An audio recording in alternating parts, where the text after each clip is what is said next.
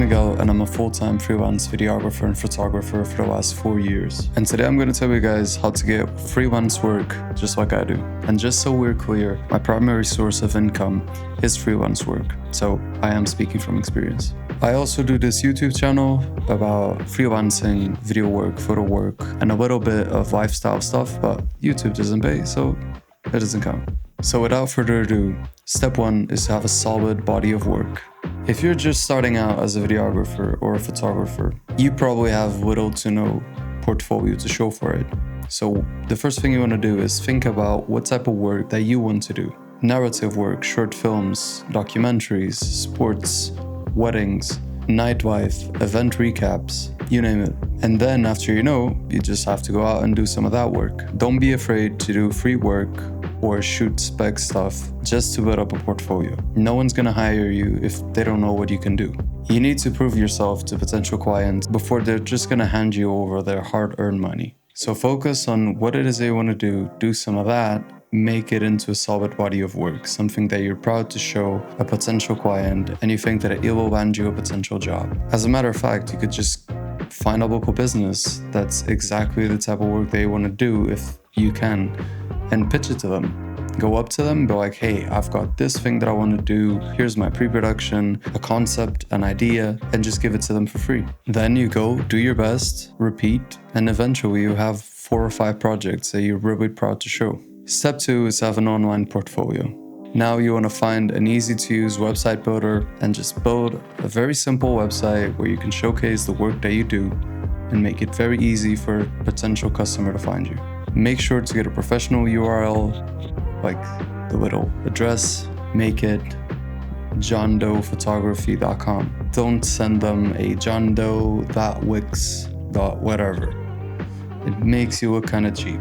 The website itself, you want to make it really simple and easy to read. If a potential client is looking to hire you, chances are they're also looking at other people for that same job. So you really don't want to bother them with too much fluff. Make it clean and straight to the point. Think marketing director is at a board meeting and he's going over some of the potential people that they're going to hire. If your website takes too long to load or is too complicated, they're going to get bored, move on to the next person, you've lost the job. An easy rule to follow is as soon as someone lands on your website, they should know exactly what it is that you do. Have your name, your logo, and a short description of what you do. Think John Doe, sports videographer based in LA.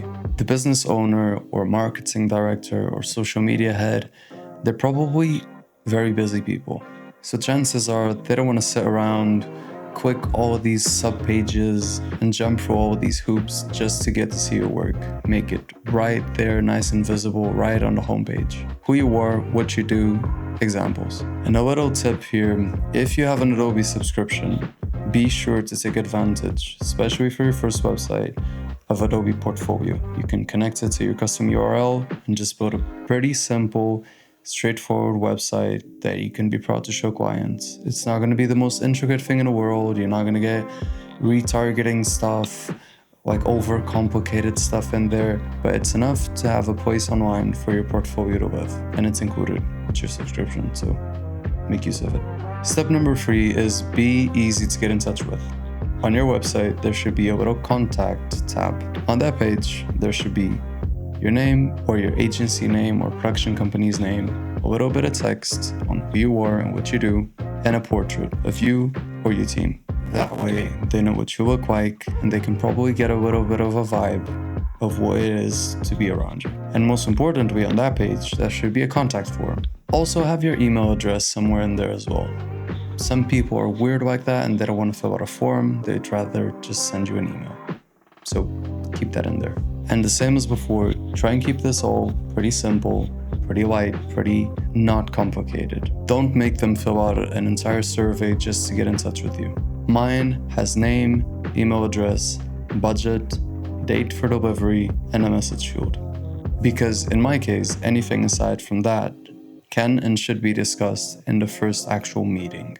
You don't need to get all of the information for the project out of the client at this stage.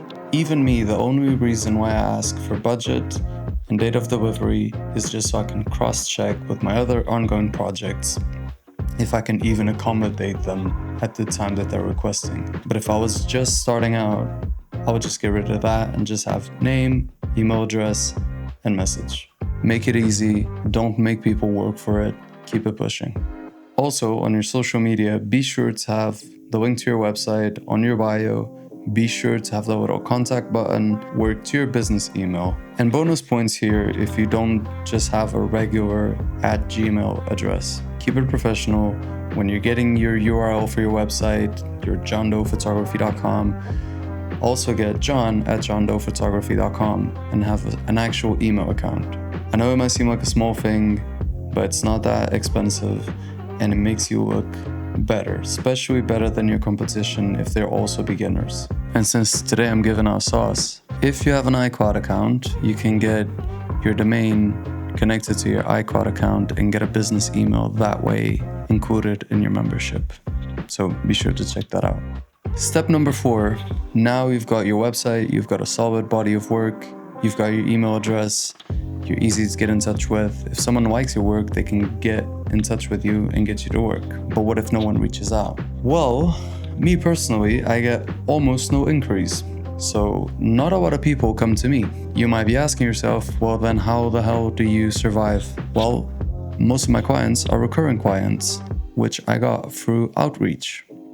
So I went to them. Don't just sit there with your fancy new website and email address and expect customers to come to you for no apparent reason. It's a very common mistake I see a lot of beginners make and a lot of new business owners make. They think that if you build it, they will come, and that is just not the case. So don't be afraid for you to go after them. That's how I got started, and that's how a lot of my friends got started as well. Go out, reach out to your immediate circle, your friends, your family. Let everyone know that you now do this and that you're available for hire, and if they know anyone, could they get you in contact with that person? It's just how things work. It's very likely that your first couple of paid jobs or even free jobs are gonna be for your friends or your friends' friends. And as a beginner, that should be more than enough to just start to get your feet wet.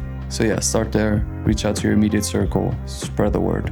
But don't worry, if you don't have any friends, there's still hope. And even if you do have friends, you will eventually run out of friends to annoy about your new career. So this is what you do. We are gonna start reaching out to businesses local to us. You're gonna go and have a walk in your city, or go on Google Maps, or Instagram, or Facebook, or whatever platform you wanna use, and find local businesses that interest you and the niche that you wanna work in.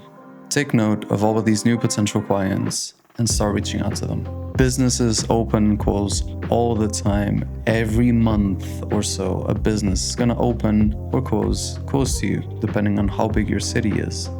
So there's like an endless influx of new businesses coming in. Stay on top of that and keep reaching out to them. What I do is I even take it a step further, and I have a recurring event on my calendar every couple of months or so where I just go and scout out new businesses, throw them all in a database, and then reach out to all of them at a time. And then I do the next step, which is follow up. Not following up is the biggest mistake I see people make when they're doing outreach. I remember before I did photo and video work, I had a small music production studio, and I used to get a lot more inquiries than I get now. But after I gave up pricing, most people would just completely vanish. I would never hear back from them, and I'd get annoyed because I was like, are these people just price shopping, or what the hell is going on? And yeah, some of that is true. Some people are just price shopping, some people are just curious, but some people are not. The first time someone told me, did you follow up with that person? I was like, no, I don't want to be annoying.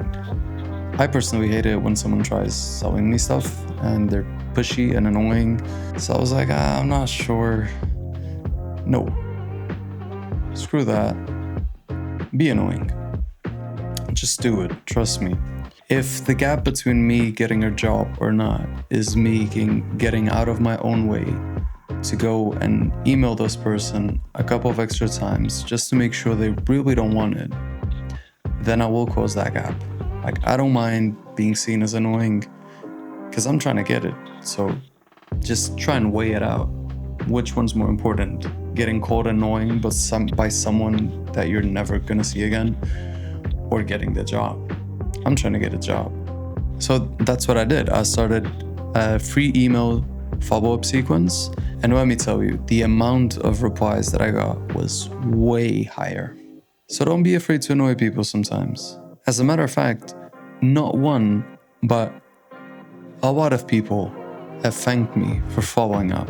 I've gotten replies like, hey, I'm sorry, I was busy, we were doing another production, or we were at the time working with someone else, so thank you for following up. And I eventually landed some of these clients because I followed up. Otherwise, I would have never heard back from them ever again. And I lost a potential client because I was up in my head thinking, oh, I don't want to annoy people. Now, I'm not saying go out and spam them, shoot them an email, follow up a couple of times, that's it.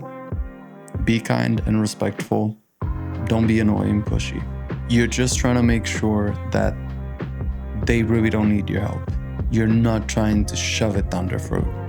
You know, people are busy. Like, it happens to me all the time. Like, I'll get a notification, I'll look at it and like, oh, this requires my attention. But then something else pops out, like right in front of me, that needs my immediate attention. So I'll just close it and then I won't remember about it.